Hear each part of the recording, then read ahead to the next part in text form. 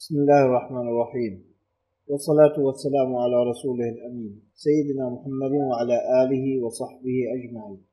رؤيا رأتها أخت من غزة وهي مراسلة الجزيرة نت، تقول: رأيت فجرا أن أهل غزة كانوا على شاطئ معظمهم، طبعا الرؤيا منقولة من أحد المنتديات.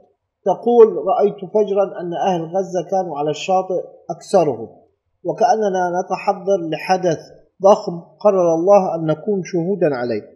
كانت إسرائيل ماثلة أمامنا كقطعة من يابسة تطفو على البحر.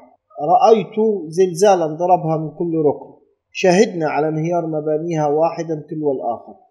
كنا نحن نكبر، وأصوات من السماء تكبر، والشهداء من مرقدهم يكبرون. ثم انقض البحر على بقاياها فأغرق ما تبقى منها كأنها لم تكن قبل. جلبة عشتها بشعورها وتفاصيلها إلى أن سكن العالم، فسجدنا سجودا طويلا لم نقم منه حتى استيقظت.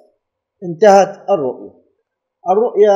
يعني نتمنى من الله سبحانه وتعالى أن تكون صادقة وأن تكون على ظاهرها، وإن دلت فهي تدل على أن هذا الجيل الذي شهد المعاناة بعينيه ورأى ما يحدث في غزة من دمار وخراب وتدمير وقتل للنساء وللأطفال، سيرى بعينيه زوال الاحتلال ودمار الكيان.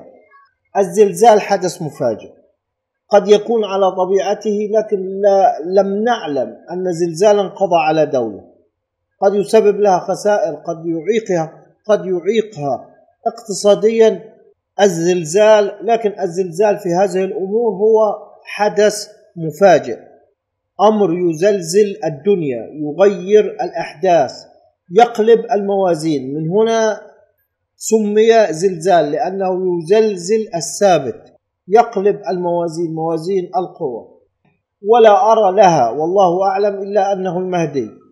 فالحدث المفاجئ والزلزال الذي يهدم الأركان، والبحر هو طوفان من أولياء الله وأنصاره وجنوده، فلا أرى لها والله أعلم إلا المهدي.